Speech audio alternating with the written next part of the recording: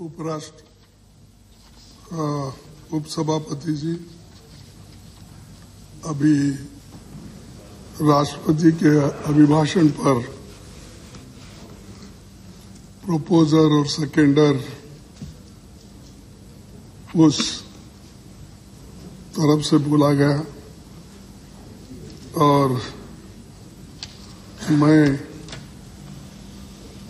जो राष्ट्रपति अभिभाषण में ये ज्यादा अभिनंदन का होता है, लेकिन यहाँ पर अभिनंदन से ज्यादा चुनावी भाषण मैं सुना।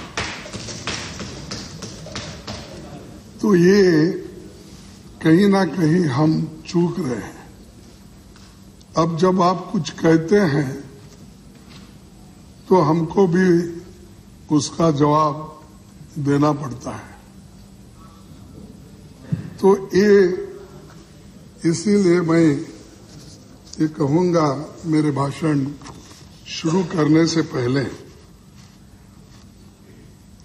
इस शब्दों से शुरू करूंगा, क्योंकि सरदार भी यहां आए हैं। लश्कर भी तुम्हारा है, सरदार भी तुम्हारा है। तुम झूठ को सच लिख दो, अखबार भी तुम्हारा है। इस दौर के फरियादी जाए तो जाए कहां? सरकार भी तुम्हारी है, दरबार भी तुम्हारी है। रहेगी, देखेंगे कितने दिन रहेंगी, गिनते जाओ, उम्र होते जाती है, प्लीज गिनते जाओ। तो ये आपने ये दरबार तुम्हारा है, आपको हर चीज मिला है आज, इसीलिए बहुत सी चीजें आपने यहाँ पर कही। और अभी मैं जो सेकेंड किए उनका भाषण भी सुन रहा था, तो उन्होंने बहुत सी चीजें देवालय के बारे में बताई। तो मैं उस कंट्रोवर्सी में नहीं जाता, लेकिन मैं सिर्फ इतना बताना चाहता हूं, खासकर प्रधानमंत्री जी ये जानते हैं। और एक दो बार जब मैं उस सदन में विरोध पक्ष के नाते लीडर बैठता था, तो उस वक्त उन्होंने बसवण्णा की वचनें बहुत सुना देती थी। महात्मा बसवेश्वर, जो कर्नाटक में बहुत बड़े समाज सुधारक और एक नई धर्म की उन्होंने स्थापना की थी, और उसको लोग चंद मानते हैं, चंद नहीं मानते हैं, ये बात और है। लेकिन वो बहुत ही सामाजिक सुधार में अपनी आस्था रखते थे, और उसके लिए तो अपना उनको प्राण त्याग करना पड़ा। उन्होंने एक बात कही है, उಳ್ಳವರು ಶಿವಾಲಯ ಮಾಡುವರು, ಉಳ್ಳವರು ಶಿವಾಲಯ ಮಾಡುವರು, ನಾನೇನು ಮಾಡಲಿ ಬಡವನಯ್ಯ, ಎನ್ನ ಕಾಲೇ ಕಂಬ ದೇವೇ ದೇಗುಲುವಯ್ಯ, ಶಿರವೇ ಹೊನ್ನ ಕಳಸವಯ್ಯ। तो बसवण्णा ने कहा, जिसके पास पैसे हैं, संपत्ति है, वो तो मंदिर बनाता है, देवालय बनाता है, लेकिन मैं तो गरीब आदमी हूं, मैं क्या कर सकता हूं? तो उन्होंने ये कहा, यन्ना कालवे खंभा, मेरे पैर ही पिलर्स हैं, और मेरा देह है, यही मेरा हृदय देह, यही देवालय है। और सिरवे वन्न कलश है, यानी जो कलश होता है उसको भी मेरे पास पैसे नहीं, मेरा सर ही कलश है। ये उन्होंने कहा, बसवेश्वर ने कहा। यानी सिर्फ पैसों से ही या पत्थरों के दीवारों से ही देवल नहीं बनती, अपने हृदय में सच्चा धर्म की आस्था होना चाहिए, उस धर्म पे चलने की आस्था होना चाहिए, सबको लेके चलने की बात होना चाहिए। ये बसवण्णा ने कहा, इसीलिए मैं आपके सामने वो रख रहा हूं। हाँ, और ये सर, ये पॉलिसी खास करके जो राष्ट्रपति जी का अभिभाषण होता है, ये एक पॉलिसी डॉक्यूमेंट होता है और एक विजन स्टेटमेंट के तौर से उस भाषण को हम देखते हैं। ये एक ना विजन है न पॉलिसी डॉक्यूमेंट है, जो 7 साल में करते हुए आए, एक एक गिनते हुए मैं बहुत गंभीरता से, थोड़ी सी हिंदी आती है, इस हिंदी से पूरा मैं पढ़ा। तो पढ़ने के बाद मुझे ऐसा लगा कि बहुत से जो चीजें पहले उन्होंने अपने 8 साल के राष्ट्रपति भाषण में जो कहा गया है, वही उसको एक एक करके कई जगह बदलाव किया, कई जगह शब्दों का बदलाव हुआ, कई जगह कार्यक्रम का थोड़ा हुआ, उन्होंने इसमें डाला। तो ये जो उन्होंने वायदे करते हुए आए थे और जनता को बुनियादी मसलों का हल न करते हुए सिर्फ अपनी ही बात वो बार बार इसमें कहे, और मैं समझता था कि प्रेसिडेंट ऑफ इंडिया उनका आखिरी भाषण है, शायद आखिरी है ना इसमें अगर रिन्यू हुआ तो फिर सेकंड होगा, वो बात हो रही। तो मैं सोचा था कि वो एक बहुत ही गरीब कुटुंब से आते हैं और दलितों के बारे में उनके पास बड़ी भावना है सुधार के लिए। तो मैं समझा था इस डॉक्यूमेंट में कुछ नया लोगों के लिए, गरीबों के लिए, किसानों के लिए, महिलाओं के लिए मिलने वाला, लेकिन कुछ नहीं मिला। वो तो छोड़िए, अरे आपकी बारी आएंगे तो बोलो, बार बार मत मुझे छेड़ो, मैं भी उतना ही गंभीर लेता हूं। सर, महंगाई, उसमें महंगाई का कोई जिक्र नहीं है, इसको कैसा कंट्रोल करने वाले। बेरोजगारी का नहीं है, किसान और मजदूर की बुरी जो हालत है और SC/ST पर जो ज्यादती हो रही है और गंभीर आर्थिक चुनौतियां जो है, ये भी उसको टैकल करने के लिए उसमें कुछ नहीं कहा गया। हमारा लोकतंत्र आज बड़े खतरे में है, क्योंकि सच बोलने नहीं देते, सच करने नहीं देते। अगर कोई सच बोलता है तो उसको देशद्रोही बोलते हैं, जो सत्य बताता है तो भी उसको देशद्रोही बोलते हैं, और अपने विचार को, जब फ्रीडम ऑफ स्पीच है आपको, अपने विचार को जब आप रखते हैं तो भी उसको नकार देते हैं। लेकिन बार बार हमको यही याद दिलाते हैं, 70 साल में आपने क्या किया। बार बार कितने बार बोलेंगे भाई, और हर आदमी यही बोलता है 70 साल। अगर मैं भी अनेक बार बोला, नहीं बोलना चाहिए। 70 साल में अगर हम कुछ नहीं करते तो आज जिंदा नहीं रहते आप, क्योंकि आपने कहा, वो फिर मैं नहीं जाता हूं। आज जो डेमोक्रेसी और प्रजातंत्र और आज संविधान है, ये रहने की वजह से आप सभी लोग जिंदा हैं, आपको बड़े बड़े पद मिले हैं। तो इसीलिए अरे आप अरे ठीक है, अरे आप सभी माननीय सदस्यों से मेरा आग्रह है, कृपया बीच में आपस में बात न करें। अपना मौका आएगा अपनी बात कहें, प्लीज प्लीज प्लीज। ये मंत्री है, मंत्री। Please sir, please please. क्या बोले? अरे यही बोल, अरे प्लीज, आप तो हजारों सालों से हमको कुचलते हैं। प्लीज बैठो, आप भाई को हजारों सालों से कुचलते आए, फिर भी हम सहन कर रहे हैं। बार बार कुछ तो बात करते हैं politics. Don't talk politically. I am talking I am giving you the facts, I am giving you the number. मेरा आग्रह है प्लीज आप। अरे आपको बनाया है भाई, आपको डिफेंड करने के लिए बनाया है, आप बनाते रहो। और देखो आपका काम कम है, प्रचार ज्यादा है, और इस प्रचार के लिए आपको भी एक बख्शिश मिलना चाहिए, क्योंकि अच्छा इतने झूठ को सच बोलते हो और बार बार झूठ बोलते ही जाते हो। और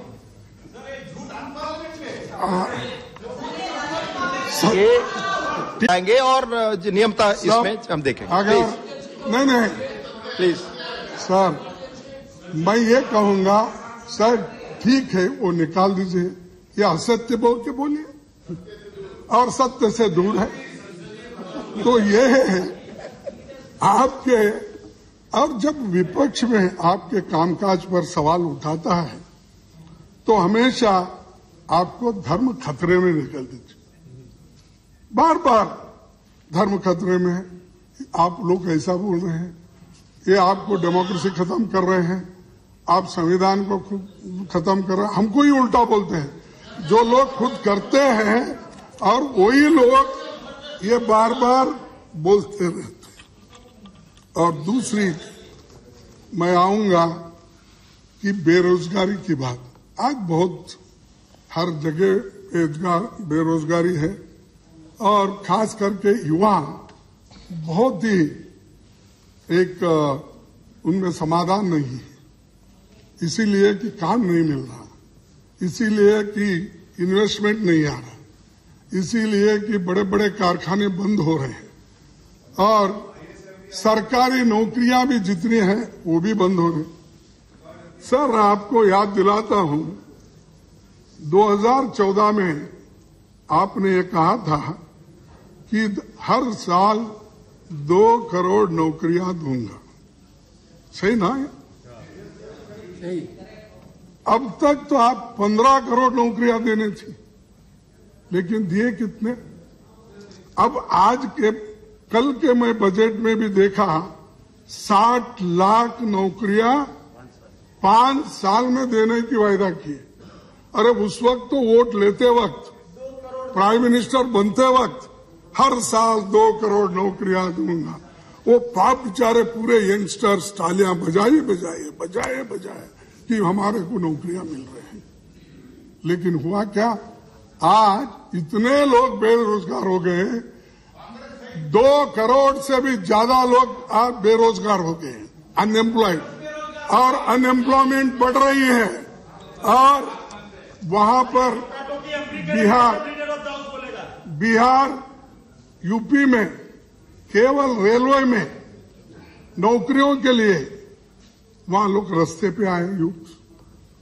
और आज मैं ये कहूंगा कि जो मेरे पास हिसाब है उसके अनुसार भारत सरकार में करीब 9 लाख नौकरियां यानी सेंट्रल गवर्नमेंट के सभी इलाके मिलके पद खाली है, और रेलवे में 15% खाली है, डिफेंस में 40% खाली है, होम में 12% खाली है, और पीएमओ ऑफिस में तो पूछो मत, वहां भी खाली है।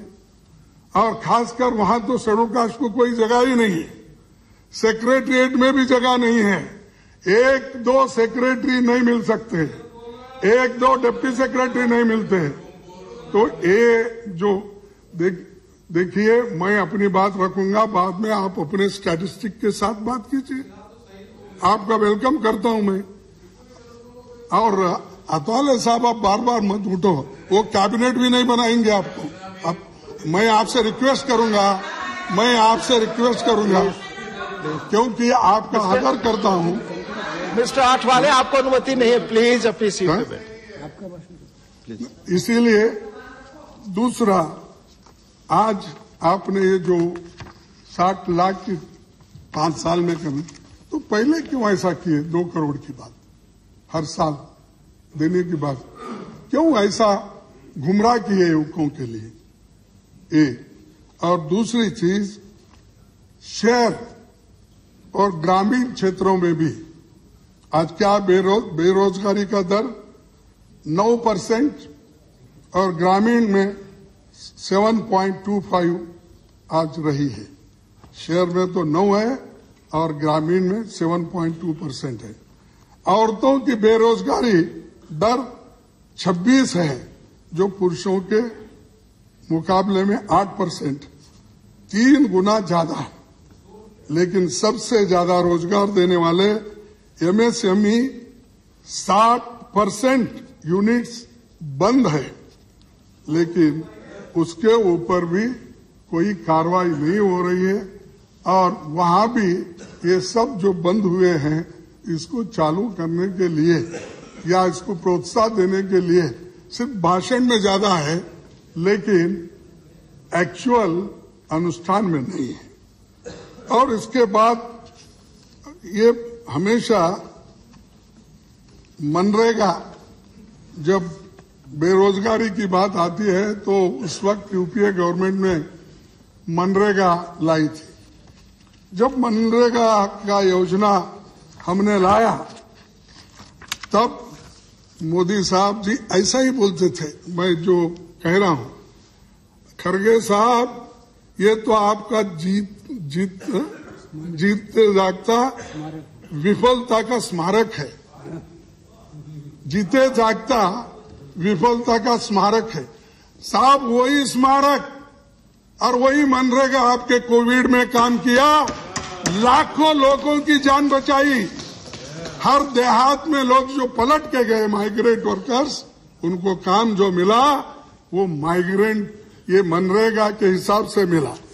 और इसको आप कितने पैसे दे रहे? आपके हिसाब से मिनिमम वेजेस जो 235 रुपए है, अगर एवरेज हम 200 रुपए भी अगर पकड़ेंगे तो कम से कम आपको 1,80,000 करोड़ रुपए रखना चाहिए था। लेकिन आपने रखा कितना? 73,000 करोड़। 73,000 करोड़ और मिला नौकरी। आपने तो 100 दिन के लिए नौकरी देने का वायदा किए थे, और कोविड में ये भी कहा था कि 150 दिन तक हम देंगे, लेकिन दिए कितना? सिर्फ 20 दिन सबको नौकरी मिला है। 20 दिन, यही आंकड़े उनके पास है और वही आंकड़ों से मैं लिया हूं। सिर्फ 20 days 7 crore house hold people जो बेरोजगार है, उनको 150 दिन कोविड के इसमें देने का, और उसको कम से कम 100 दिन कानून के तहत देने का ये उनका था। लेकिन आज जो पैसा आपने रखा, ये सिर्फ 73,000 करोड़ आज आपने दिया। तो ये मनरेगा के वजह से कुछ बचा, आपकी मान मर्यादा सब कुछ यूपीए गवर्नमेंट के स्कीम से बचा, आपके वजह से नहीं। और अब price rise, wholesale price rise. Sir, आपके राष्ट्रपति के अभिभाषण में तो महंगाई के बारे में ज्यादा समझाया नहीं, अगर बात भी नहीं किया, जिक्र भी नहीं किया। तो 2021 में 12 साल का रिकॉर्ड तोड़कर 14.23 हो गया। यानी महंगाई इतनी बढ़ गई है, 12 साल में उतनी महंगाई नहीं थी। आज इन्फ्लेशन 14.23% हो गई है। तो 2020 में कच्चे तेल की कीमतें, ये तो आपको मालूम है, $25 प्रति बैरल तक पहुंच गई थी, लेकिन पेट्रोल डीजल का दाम बढ़ता रहा। जनवरी से नवंबर 2021 के बीच पेट्रोल डीजल की कीमतें 30% बढ़ी। अधिक अपने पेट्रोल प्रोडक्ट्स पर एक्साइज ड्यूटी 275% बढ़ा दिया और पिछले 7 सालों में केवल एक्साइज ड्यूटी पे आपने जो पैसा कमाया वो करीब 25 लाख रुपए आपने कमाया, 25 लाख करोड़ आपने कमाया। और फिर भी हर साल, हर वक्त, हर दिन, हर वीक पेट्रोल और डीजल के दाम बढ़ते ही जाते हैं और फिर भी कहते हैं अच्छे दिन मैं लाऊंगा। कहाँ है साहब अच्छे दिन? पेट्रोल बढ़ रहा रोज, इन्फ्लेशन हो रहा, दाल की कीमतें बढ़ रही हैं, हाँ, पल्सेस के दाम बढ़ रहे हैं, सारी चीजें। और एलपीजी हमारे जमाने में उसकी तो बहुत चर्चा आप हमेशा करते हैं, उज्ज्वला योजना की। मैं पूछता हूं हर एक आदमी की ये जरूरत है एलपीजी की। 117% बढ़ गया, जो 2014 में सिलेंडर की कीमत 414 थी और आज 1000 रुपए। पहले 414 रुपए थी, आपके जमाने में वो बढ़कर 1000 तक आ गई है। यही आपके अच्छे दिन है और अच्छे दिन आप अपने करतूत में दिखा रहे हैं, अनुष्ठान में दिखा रहे हैं। आप जो अनुष्ठान कर रहे हो इससे मालूम होता है। और उसी के साथ आपके जो कीमतें जो बढ़ गए, दाम बढ़ गए, वो अब कम से कम 81% तक आ गए। और दालों के दामों में 60%, सब्जियों के दामों में 50 से 84% बढ़ोतरी हुई। सभी जरूरी सामने जितने भी एसेंशियल कमोडिटीज है उनके इतने बड़े, मेरे पास बहुत बड़ा लिस्ट ही है। अगर मैं ये दे सकता हूं, क्योंकि समय की कमी होने की वजह से मैं व्हीट की कितनी परसेंट, 52% बढ़ी है 14 में जो थी, अब के तुअर की क्या है 39%, ग्राम दाल 60%, मसूर की दाल 39% और मशरूम ऑयल 41% और वनस्पति 59%। ये सारे अगर मैं पढ़ते जाऊं तो सब चीजों में आपका बढ़ोतरी है। मैं वो दे दूंगा, उसमें रखूंगा कि कितना आपने बढ़ाया और फिर भी अच्छे दिन लाए। अरे एक तरफ इन्फ्लेशन है, एक तरफ अनएम्प्लॉयमेंट है और एक तरफ आप जो कहे उसको भी आप नहीं निभा रहे, तो फिर ये अच्छे दिन आए कहां? और अच्छे दिन किनके लिए आए? सिर्फ यहां तालियां बजाने से, हमको हुट आउट करने से मसला हल नहीं होता। ये तो आपकी करतूत है, आपकी देन है और ये ब्लैक एंड व्हाइट में लिखा हुआ है, आपके बजट में है, आपके जो भाषण में है। तो ये मैं आपको बता रहा था। और हंगर इंडेक्स में भी हम कहाँ हैं? हंगर इंडेक्स में सर 116 देशों में भारत 101 के नंबर पे है। 116 देशों में हंगर इंडेक्शन में 101। हाँ, ये राइट फिगर भाई गलत है तो आपको भेज दो, मैं करेक्ट करके भेज देता हूं। और ये मैं आपको कहना चाहता हूं कि ये जो फूड सिक्योरिटी की आप 80 करोड़ जनता को हमने फ्री फूड दे रहे हैं और मार्च तक उसको एक्सटेंड करेंगे। मार्च तक 5 राज्यों में इलेक्शंस है, इसीलिए ये मार्च तक गया, नहीं तो इसी में खत्म होता था। लेकिन आपने मार्च तक एक्सटेंड। लेकिन फूड सिक्योरिटी एक्ट किसने लाया?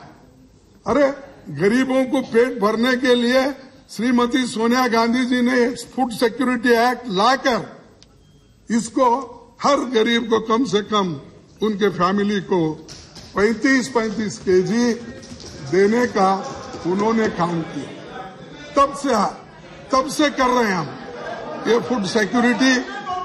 और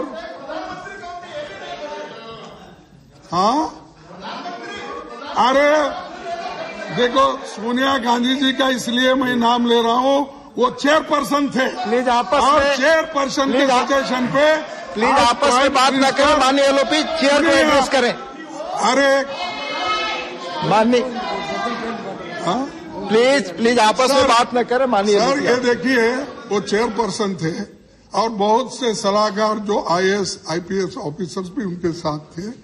एक कार्यक्रम बना जिसको मनमोहन जी सरकार और हम भी उसमें थे, हमने उसको इम्प्लीमेंट किया।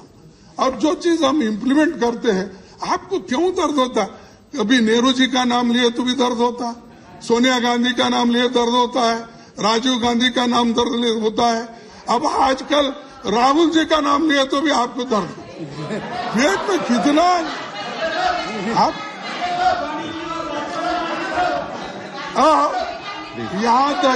यहाँ तक सर, यहाँ तक कि वो वाजपेयी का नाम भी आजकल नहीं चल रहा है। वाजपेयी का नाम भी नहीं, अद्वानी का नाम भी नहीं चलता। तो आज प्लीज अरे सुभाष चंद्र बोस सर, सुभाष चंद्र बोस तो हमारे लीडर थे, उनके नहीं। चलो छोड़िए। और मैं सब दूसरी बात भी आपके सामने रखूंगा, ये भी बड़ी गंभीरता की बात है। खैर ये सभी मिलकर सुलझाने की बात है। ये जो इकोनॉमिक इनइक्वालिटी आई है, ये तो अनप्रेसिडेंटेड है। और इसमें मैं आंकड़ों के साथ कहूंगा कि इस देश में 1% लोगों के पास 22% इनकम है और 9% लोगों के पास 35% आदाय है, इनकम है। और मिडिल क्लास के 40% लोगों के पास 30% है और बॉटम के 50% लोग, दलित, शोषित, वंचित जितने भी है, उनके पास है सिर्फ 13%। तो ये जो है, इसको कमी करने की कोई कोशिश नहीं हुई। लेकिन मैं आपको दावे के साथ कहता हूं, इसकी कोशिश तो पंडित जवाहरलाल नेहरू जी के जमाने में हुआ। तो आजादी के पहले जो ब्रिटिश गवर्नमेंट थी, उस वक्त तो ये 50% था कि 10% लोगों के पास, लेकिन अब जो है 57% हो गया है। वही तो वो योजनाएं बनाए थे, प्लानिंग कमीशन के बड़े बड़े योजनाएं बनाए थे। और वो प्लानिंग कमीशन ने गरीबी कम करने के लिए, देश में उत्पत्ति बढ़ाने के लिए बड़े बड़े डैम्स बनाए, इरिगेशन के डैम्स बनाए। जैसे कि अब एक इधर चंद एरिया में जो अपने आईआईटी बने हैं, इंजीनियरिंग कॉलेज बने हैं, एम्स बने हैं, उसकी तारीफ बहुत हो रही थी। लेकिन बुनियाद किसने डाला, देश किसने बनाया, तो इसका तो सोचिए आप। अरे पहले तो ये घर बनता है, एक दिन में घर नहीं बनता। हमने बुनियाद डाली, सारी चीजें लाई और उसमें झंडा लगाने का काम कर रहे हैं और फलक लगाने का काम कर रहे हैं। और दूसरा, और एक चीन की बात है सर, जब प्रधानमंत्री जी मोदी जी 2013 में उम्मीदवार थे, प्राइम मिनिस्टर बनने के लिए पूरी तैयारी चल रही थी। सोशल मीडिया पे उधर advertisement, as a chief minister उन्होंने क्या काम किया, सभी गुजरात मॉडल यही बोलते रहते। अगर गुजरात मॉडल का बोलूं तो फिर नकवी साहब को गुस्सा आ जाएगा, इसलिए नहीं बोलता कि तो ये बोलते गए। सर 2013 में सर आपने क्या बोला था, मैं ये कोट कर रहा हूं, आपने कहा था कि जब चीन के ऊपर वहां पर गड़बड़ी हो रही थी बॉर्डर पे, और उसके बारे में आपने ये कहा था सरकार को लाल आंख कर चीन को समझाना चाहिए था, लेकिन जब चीन हमारी जमीन छीन रही है, वहां घर बन रहे हैं, पुल बन रहे हैं, साहब आपकी आंखें क्यों नहीं लाल हो रही? हमारे को नसीहत दिए आप, हमारे को कहे चीन को लाल आंखें निकाल कर उसको बताना चाहिए, लेकिन वो कहे कि हाँ आंखें। अब चीन के बारे में तो आप कुछ बात ही नहीं करते, मौन धारण किए, मौन धारण। गुहा में जाके, केदारनाथ के गुहा में जाके जैसा मौन धारण किए वैसा मौन धारण आपने किया, लेकिन ये हमारी टेरिटरी पे, जो डिस्प्यूटेड टेरिटरी पे, मैं ये नहीं बोलता कि डिस्प्यूटेड टेरिटरी में ये जो आज ये मकान बन रहे हैं, या मैं आपको माननीय एलओपी साहब, आपकी पार्टी के द्वारा जो तय समय आपका था खत्म हो रहा है। मेरे पार्टी का समय मैं तय करता हूँ। हाँ, आपने तय किया, आप ही ने जो तय किया है। नहीं, सुनिए, आपके द्वारा तय समय खत्म हो रहा है, बोले पूरे समय, मुझे कोई दिक्कत नहीं। बाकी सदस्यों के समय में कटौती होगी, मैं आपकी सिर्फ सूचना के लिए कह, जरूरत है तो मैं देख लूंगा। सर ये है चीन का, ये है घर जहां बंदे हो, ये है सड़क, फिर आपने इसके बारे में अब तक चुप्पी क्यों साधी है, क्यों इसके ऊपर बोल रहे हैं? तो ये जो आपकी चुप्पी बैठना, इसके बारे में एक्सप्लेन करना पड़ेगा, इसके बारे में कहना पड़ेगा। और जो सैकड़ों सैनिक हमारे वहां पर बॉर्डर पे है, बहुत से सैनिक वहां पर शहीद हो गए, तो इसीलिए आज वो एक तरफ है। दूसरी चीज, सब चीन से इतना प्यार है आपको, 2013 में इंपोर्ट थी, सर मैं आपको बताता हूं, 2013 में इंपोर्ट 3,08,000 करोड़ रुपए का था, 2021 में 7,20,000 करोड़ रुपए का इंपोर्ट हो रहा है। इसका मतलब ज्यादा हुआ, कम हुआ? तो उस जमाने में 3.8 लाख करोड़ 2003 में, आज आप 7,20,000 करोड़ का इंपोर्ट कर रहे हैं। और ट्रेड डेफिसिट कितनी है हमारी? 2013 में 2,70,000 करोड़ थी, तो आज वो बढ़कर 5,25,000 करोड़ रुपए हो गई। तो ये चीन के तहत आपका झूले में बैठने का ये हुआ है, उसकी देन है। वो आपका हृदय जीत लिए है आपने, अरे झूले में बैठ के हम एक जगह बात कर रहे हैं, तो इसको दे दो, तो पूरा इंपोर्ट वहां से कर रहे हैं और आपका एक्सपोर्ट कम है। इसके बावजूद भी 4 गुना हमारे से भी ज्यादा आप हमें जो भेजते हैं, उससे 4 गुना ज्यादा हमारा इंपोर्ट है। एक तरफ है। और आपका ये जो मैं हमेशा आत्मनिर्भरता की बात होती है, मैं ये आत्मनिर्भरता बोलूं क्या चीन पर निर्भरता बोलूं? हाँ?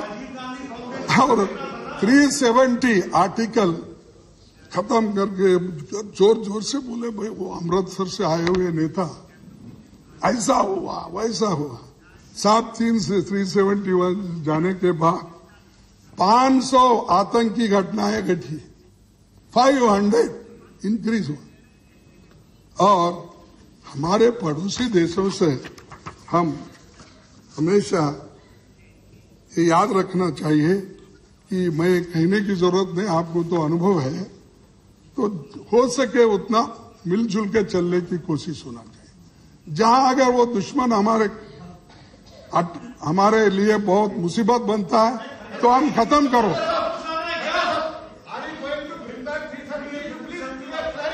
प्लीज मैं देखिए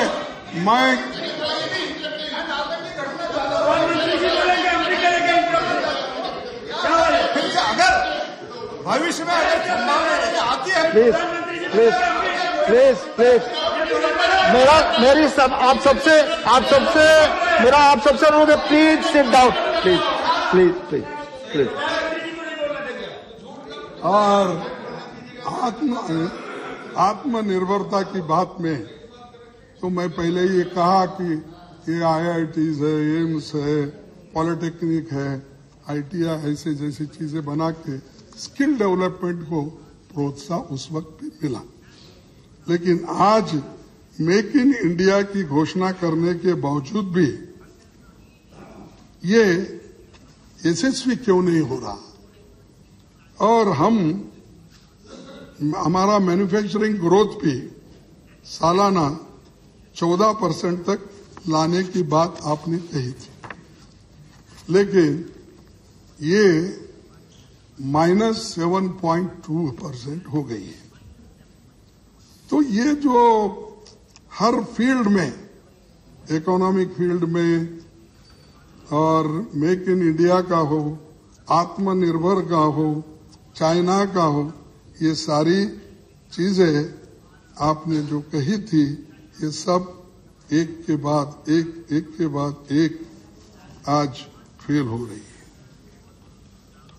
और डिसइन्वेस्टमेंट साहब, ये बड़ी बात है गरीबों के लिए, देश के लिए भी।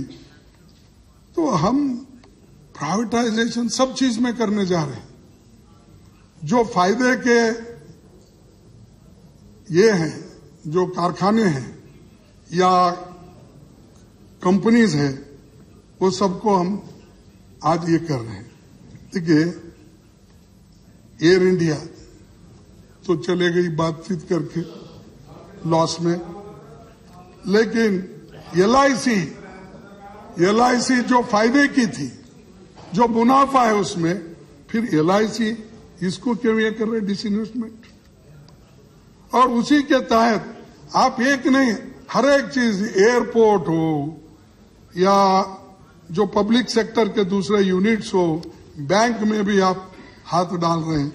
हर जगह आप जो आज कम से कम जिनको आपकी तरफ से ये प्रोत्साहन मिलना चाहिए था, वो भी आज खत्म हो रहा है। और जब पब्लिक सेक्टर खत्म होते हैं, नौकरियां भी खत्म होती है, रिजर्वेशन खत्म होता है, जिन गरीबों को, OBC को मिलता है, शेड्यूल कास्ट को मिलता है और इकोनॉमिकली वीकर सेक्शन को मिलता है, ये पूरी खत्म होते हैं। बाकी के सब लोगों को वो नौकरियां देंगे कॉन्ट्रैक्ट बेसिस पे, डेली वेजेस पे, उसकी सुरक्षा नहीं है। वो कहां जाना? ये अश्योर्ड जॉब आप एक के बाद एक निकाल रहे हैं और उन गरीबों को आप कुछ नहीं दे रहे। फिर भी आप कहना चाहते हैं कि हमने बहुत कुछ किया। अब PUC में, ये पब्लिक सेक्टर यूनिट्स में 2013 में साहब 13,50,000 लोग काम करते थे, ये रेगुलर एम्प्लॉइज थे। 2020 में घटकर 9 लाख हो गए और 9 लाख से कॉन्ट्रैक्चुअल लेबर्स अब वो 5 लाख हो गए, 3 लाख से। तो ये हर सेक्टर में आप कमजोरी बता रहे हैं और जिससे गरीबों को फायदा होता है वैसे ही चीजें आप एक एक निकाल रहे हैं। तो ये एक बहुत बड़ा। और किसान का, सर, किसानों की आमदनी तो आप दोगुना करने की बात की है या नहीं की? अगर आप नहीं कहेंगे, मैं नहीं कहा, तो मैं चुप बैठूंगा। 2 गुना ये क्या किसानों की आमदनी, लेकिन आज उनको 2 गुना तो छोड़ो, उसके बारे में मेंशन भी नहीं है। प्रेसिडेंशियल स्पीच में वो मेंशन भी नहीं किए, उनके बारे में बोले भी नहीं। ये 2 गुना करने की तो बात और होगी। उसके बाद जो बड़े बड़े उद्योगपति इससे फायदा उठाना चाहते थे, शुक्र है कि किसान लोग कम से कम 1 साल के ऊपर वहां पर धरना बैठे और 14 महीने धरना बैठे और 700 लोग वहां पर अगर अपनी जान दिए। अगर ये 3 काले कानून अगर आप पहले ही वापस लेते, ये 700 लोग नहीं मरते, ये बच जाते। लेकिन आप हठधर्मी से हम जो करते वो अच्छा है, हमने जो किया वो अच्छा है, यही अगर आप करते रहेंगे, अपनी बात पे अड़े रहेंगे, तो मैं आपसे निवेदन करूंगा कि चंद बातें दूसरों की भी सुना करो।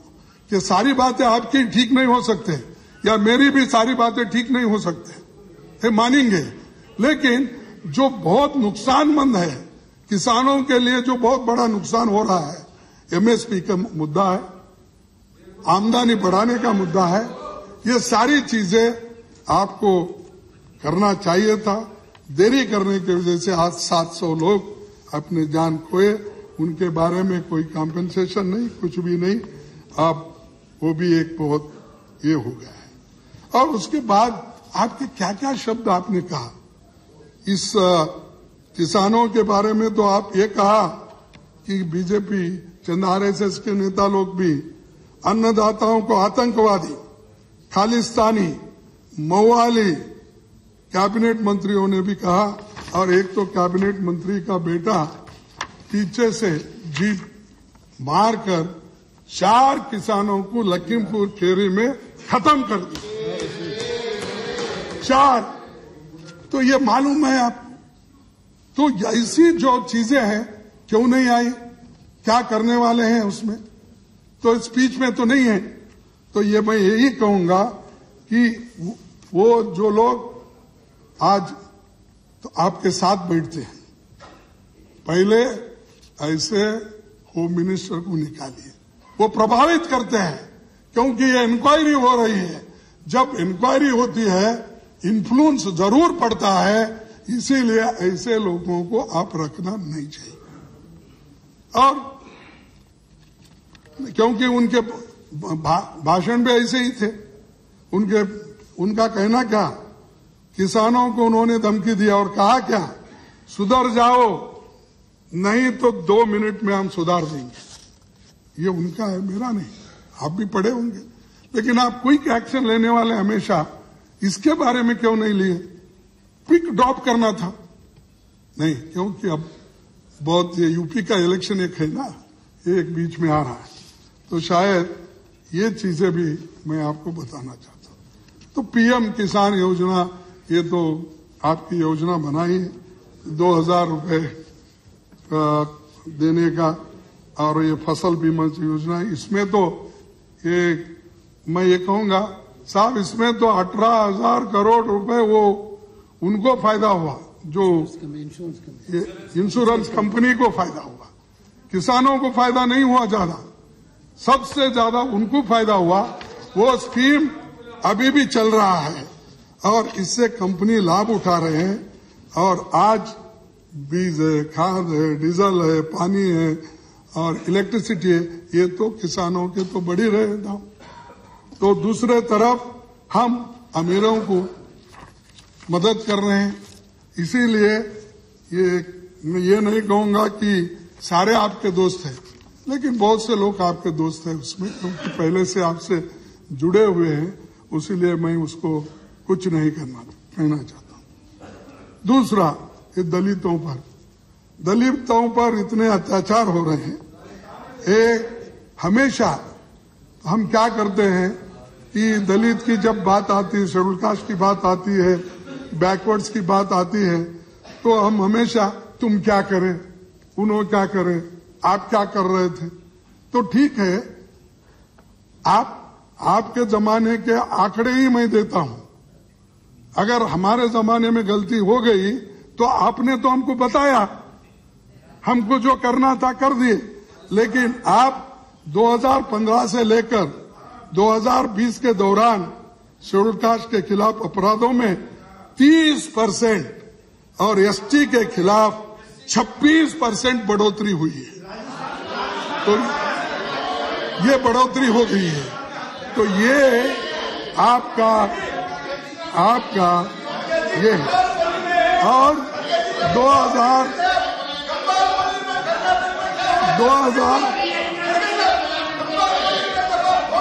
अरे सब चल हरिजन नहीं बोलते, SC/ST बोलते।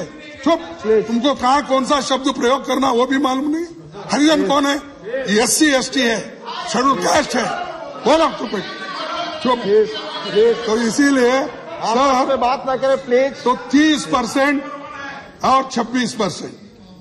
तो उसके बाद में 2018 से अब तक सर शेड्यूल कास्ट का स्कॉलरशिप, इसमें पोस्ट मैट्रिक स्कॉलरशिप की रकम 6 करोड़ रुपए थी, वो घटकर 1300 करोड़। ये आपके आंकड़े हैं, आपके पास से ही लिया हूं।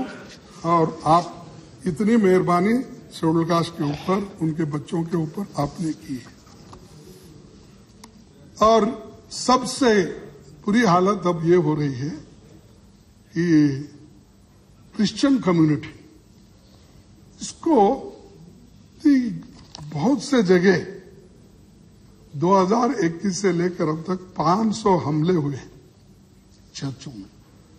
कई कन्वर्शन के नाम पे हमला करना, कई धर्मांतर कर रहे हैं आप, उसके ऊपर। तो ये जो संस्था है, यहां तक कि मदर तेरेसा की संस्था जिसका दुनिया भर में नाम है, उसका भी वहां पर भी हरासमेंट चल रहा है। उसी ढंग से कर्नाटक में जो एंटी कन्वर्शन बिल लाके वहां पर भी क्रिश्चियनों को तंग किया जा रहा है। तो भैया आप किस चीज को तंग करना चाहते हैं?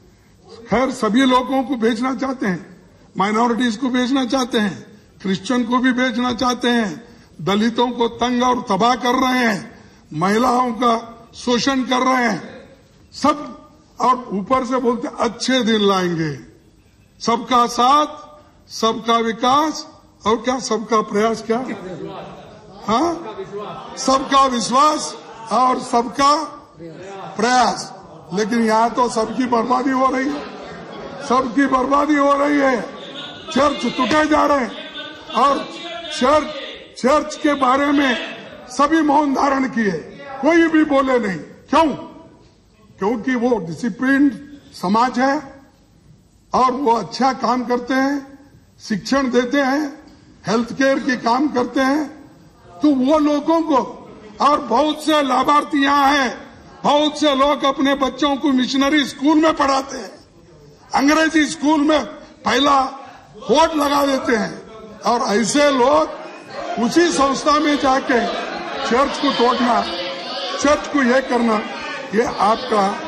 और वो भी यीशु ख्रिस्त के जन्मदिन पर वो 25 दिसंबर, 26 दिसंबर, 31 दिसंबर को ऐसी चीजें इस देश में हुई। ये तो मैं खंडन करता हूं। जो क्रिश्चियन समाज पे आज एक उनको दबाया जा रहा है, उनके आवाज को दबाया जा रहा है, उनके धर्म को दबाया जा रहा है और गलत इल्जामात लगाकर आज उनको जो कह रहे हैं, इसका मैं खंडन करता हूं। और प्राइम मिनिस्टर साहब, आप खुद इसके बारे में सोचना चाहिए, बुलाइए, बात कीजिए, उनके समस्याओं को सुलझाइए। लेकिन ऐसा अपने चेले चपेटों को भेजते रहेंगे और वो बर्बाद करके वापिस आएंगे, इससे कोई देश का हित नहीं होता, देश के लिए ठीक नहीं है। तो गंगा में तो खैर आप नमोमि गंगा, ये तो आप बहुत पैसे भी खर्च किए, लेकिन फिर भी गंगा मैली है अभी भी। तो गंगा में डुबकी भी लिए, खैर सर दिख रहा था साहब मेरा, आपका, सॉरी। तो पूरा नहीं, मेरा जिस जगह लेना है मैं लेता हूं, मैं आपको पूछ के नहीं लेता, या टीवी को दिखाने के लिए नहीं देता, या लोग देखे मुझे इसलिए नहीं करता। मैं अपने हाथ में साक्षी से करता हूं जो कुछ करना है, और आप लोगों को मालूम है मेरे विचार क्या है। और नेशनल एजुकेशन पॉलिसी ये भी लाकर आपने ये कहा, लेकिन यूपीए गवर्नमेंट तो एजुकेशन के लिए एक राइट टू एजुकेशन का हमने ये किया। तो Congress which ensured that education is recognised as fundamental right of every Indian. हम तो इसको फंडामेंटल राइट करके एजुकेशन के लिए भी बहुत कुछ मान्यता दी, लेकिन आप उसको नया दिशा में लेके जा रहे हैं। आरएसएस के सिलेबस तैयार हो रहे, वो सब आ रहे एक के बाद एक, उसके लिए आप जरा ध्यान में रखिए। और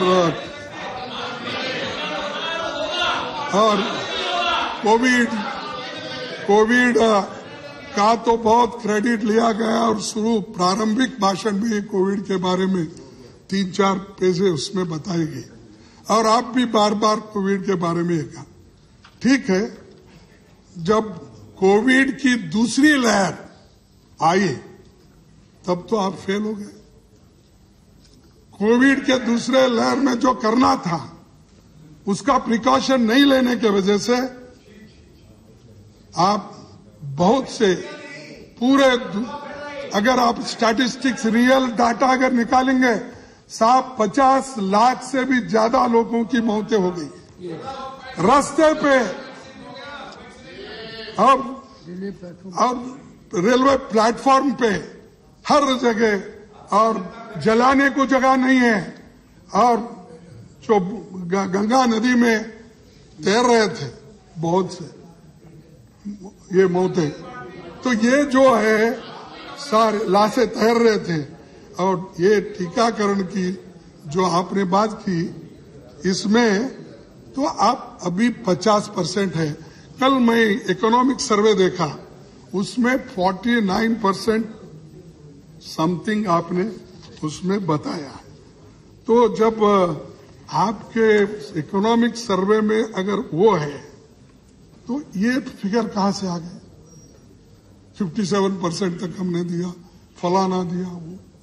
तो ये आप पहले देख लीजिए, देखकर दुरुस्त कर लीजिए, दुरुस्त करके फिर सदन के सामने आइए, ये मेरा कहना है। और कोविड से जो आपने ये कहा था, कोर्ट ने कहा है कि हर एक को 50,000 रुपए मुआवजा देने का कहा है। तो आप कितना दे रहे हैं, कब दे रहे हैं, कितने लोगों को दे रहे हैं अभी, तो ये भी हमको मालूम होना चाहिए। हमारी पार्टी तो जो मृत लोग हैं उनको 4-4 लाख देने की मांग की थी, और मैं खुद आपसे मिलके जो अपना लेटर दिया, सोनिया गांधी जी का लेटर दिया, मनमोहन सिंह जी का लेटर दिया, हम जो लेटर लिखे थे, राहुल गांधी जी ने, मैंने, सभी ने, वो आपको मिलके आपके घर में मैंने वो दे दिए थे। लेकिन उसमें क्या हुआ उसके बाद में, क्या मेरा लेटर अपवित्र था क्या मुझे मालूम नहीं, तो एक्शन तो उसके ऊपर कुछ नहीं हुआ। और आपको और एक बात बताना चाहता हूं, ये देखिए साहब, प्राइम मिनिस्टर केयर फंड, सब ये तो आप तो हर पैसे का हिसाब देने के लिए तैयार है। तो प्राइम मिनिस्टर केयर फंड, हम भी उसमें हमारे पैसे भी जुटे हैं, जवानों के पैसे जुटे हैं, एनजीओज के पैसे जुटे हैं, हाँ एनजीओज के पैसे जुटे हैं, दूसरे लोग भी पैसे उसमें डालें, फैक्ट्रीज वाले, बड़े बड़े उद्योग, उसका हिसाब दीजिए। क्यों छुपा रहे हो? क्या उसमें क्या है? आपको कोई बात छुपाना नहीं चाहते, ट्रांसपेरेंसी है ना आपकी। जब ट्रांसपेरेंसी आपका है तो इसके ऑडिट क्यों नहीं होना? सीएजी रिपोर्ट में क्यों नहीं आना चाहिए? ये सारी चीजें आपका ट्रस्ट एक अलग ही हो गया, क्योंकि उसको अलग कानून मैंने बना लिया। इसीलिए किसी के सामने ये हिसाब देने की जरूरत नहीं है, इसको पूछने की जरूरत है। जो कुछ भी है वो मेरे पास है, मैं जिसको दूंगा उसी को दूंगा, वो मेरा है। ये आपका नहीं साहब, ये देश के जनता का है, देश के लोगों का है। वो विश्वास रख के आपको दिए, उसका हिसाब तो आप देना ही पड़ेगा। मैं डिमांड करता हूं उपसभापति जी, उसका हिसाब आप दे। किस किस चीजों के लिए आपने खर्च किया, कहां खर्च किया, किस बात पे खर्च किया, कितना जमा हुआ, वो भी हमको बता दीजिए। उसके बाद में लेबर वेलफेयर, ये क्या है साहब? ये लेबर के 4 कानून जो है बड़े मुश्किल है, इसको आप वापस लीजिए। जैसा किसान के 3 कानून वापस लिए, वैसा ये लेबर के लिए बहुत नुकसानमंद है, क्योंकि कोई भी किसको भी डिसमिस कर देता है।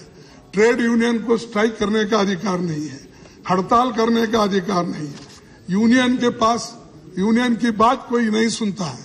तो इसीलिए अगर लेबर की बात को मनवाना है, मानना है, तो इसको लेबर वेलफेयर का ये 3 कानून को भी आप वापस लेना चाहिए। और आपको मैं यही कहूंगा। माननीय एसओपी साहब, समय चूंकि आप खुद तय करते हैं, आपको सूचना के लिए महज कह रहा हूं कि आपके 5 स्पीकर्स और हैं जिन्हें आपने समय दिया। आपने लगभग 1 घंटे लिए हैं, तो आप बाकी लोगों के लिए समय का देखिए। मैं आपको हाथ जोड़ के नम्रता से प्रार्थना करता हूं, क्योंकि बहुत दिन के बाद ये सदन सुललित रूप से चल रहा है, विषय को रखना है। मैं ज्यादा आपके दिए समय पर ही मैं आपको याद दिला रहा हूं। मैं ज्यादा समय आपका नहीं लेता हूं। मेरा समय नहीं, आपकी पार्टी का समय जो आपने दिया था वही मैं आपको बता रहा हूं। मेरे पार्टी को भी उसका समय एक्सटेंड करना ये आपके हाथ में, मेरे हाथ में नहीं। ये बीएससी ने तय किया, वही समय हम कर सकते हैं। ठीक है, तो मैं अब आपका ज्यादा वक्त नहीं लेता। और जीडीपी ग्रोथ के बारे में तो फिर वो हमारे नेता लोग फिर बजट में कहेंगे, फिर जिस ढंग से ये अपने फिस्कल पॉलिसीज उसमें क्या क्या किया वो भी उन्होंने वो बात भी कहेंगे। फिर उसके बाद में जब मनमोहन सिंह जी डिमोनेटाइजेशन की बात आई थी, तो उस वक्त उन्होंने कहा, तो वो मजाक उड़ाया गया। उन्होंने ये कहा उस वक्त कि भाई ये तो ऑर्गेनाइज्ड लूट है, लीगलाइज प्लंडर है, मॉन्यूमेंटल मिसमैनेजमेंट है, ये तो नोटबंदी नहीं होना चाहिए था तब। और उसके बाद में वो ये अपना note ban is an undemocratic move like an unguided missile fired unilaterally, ये अमृता सेन की बात है और उन्होंने ये बात कही। इसीलिए जीएसटी और जो डिमोनेटाइजेशन लाए, ये सारी चीजों के लिए आज ये चीजें हो गई है। इसीलिए मैं ज्यादा अब वक्त नहीं लेता, क्योंकि आपने मुझे को याद दिलाए। नहीं, मैंने नहीं याद दिलाया, आप घंटे भर पूरा कर ली, आपका समय है। ये समय आपका है, आपने रिलोकेट किया है, मैंने नहीं। प्लीज देखिए, और एक चीज मैं आखिरी बोल के मैं समाप्त करता हूं साहब। और एक चीज, आप हर जगह अपने पॉलिटिकल अपोनेंट्स के खिलाफ ये ईडी इस्तेमाल करते हो या सीबीआई इस्तेमाल करते हो और आईटी का दहाड़े डालते हो। ये पॉलिटिकली मत कीजिए। अगर इकोनॉमिकल ऑफेंस है उसके तहत जाइए। कोई आपके पार्टी से इधर आ गया, दहाड़ मिलती है, कोई इस पार्टी से उधर गया तो उसका सब छुप जाता है। ये क्या है? हाँ? कोई एमपी डिफेक्ट हुआ, उसको टिकट भी मिलता है और ईडी के केस भी बंद होते हैं। और कोई एमएलए आपके पास आता है, वहां हुकूमत बनती है गोवा में, कर्नाटक में और किसी जगह, तो वहां पर गुजरात में, मणिपुर में और जगह, तब आप उसको वो फाइल को रोक देते हैं, तो बंद कर देते हैं। तो बोलिए खुल जा शमशम बोल के सबका खोलिए। तो इसलिए मैं, क्योंकि सर ये बड़े बड़े जो काम हमने भी किए थी, लेकिन आपने भी जो काम किए थे उसकी गिनती इसमें आई है। लेकिन अभी कुछ बोलना था, लेकिन मेरे को समय, आपने ठीक कहा कि दूसरों को भी समय देना चाहिए, लेकिन ये मैं पुनः आपको आग्रह करूंगा, चूंकि पार्टी का समय आप तय करते हैं, आपने अपने लिए 30 मिनट तय किया, कभी आप पूरा समय ले, मुझे कोई आपत्ति नहीं, लेकिन समय के अनुसार बीएससी में जो आप तय करते हैं वही। नहीं, मैं फिर आऊंगा, हमारे चीफ व्हिप के साथ मिलूंगा, फिर आपकी दिल जीतने की कोशिश करूंगा। तो सर मैं आपको कहूंगा, जो दे रहे हैं फल तुम्हें, जो दे रहे हैं फल तुम्हें पके पकाए हुए, जो पेड़ तुम्हें मिले हैं लगे लगाए हुए। तो ये जो IIT वो ये सब जो डेवलपमेंट एजुकेशन ये सब हमारे हैं, पंडित जवाहरलाल नेहरू जी के हैं, ये तो लगाए हैं पेड़। तो इसीलिए ये हमने ये किया है, और अब तो ये चीजें हमने की है, हमने लगाई है, इसका फल सबको मिल रहा है। आप क्रेडिट लो, आप नए नए बोर्ड लगाओ, नए नाम करो, क्योंकि नेहरू जी के नाम से तो आपको नफरत है, उनके संस्थान का कुछ नहीं, नाम बदलते ही रहते हैं। सर आखिरी में एक बात कह के मैं खत्म करता हूं। ये बात मेरी है कि अपने हाकिम की फकीरी पे तरस आता है, अपने हाकिम की फकीरी पे तरस आता है। जो गरीबों से पसीने की कमाई मांगे, जुबा तो खोल, नजर तो मिला, जवाब तो दो, मैं कितनी बार लुटा हूं इसका हिसाब तो दे। धन्यवाद, आपने बहुत समय दिया, आपका संयम, इसीलिए मैं प्रशंसक, और 10-15 मिनट अगर मेरी पार्टी को होना है तो प्लीज वो कर दीजिए। धन्यवाद। आपने अपनी पार्टी का 1 घंटे 6 मिनट लिए हैं लगभग, वो रिकॉर्ड के लिए मैं कह रहा हूँ।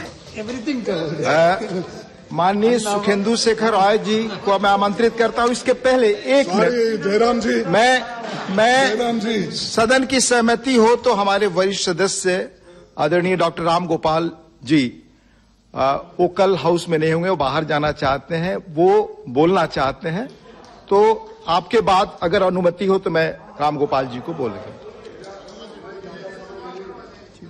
मैं, क्योंकि मेरा 2 स्पीकर है तो मैं ज्यादा समय नहीं लूंगा।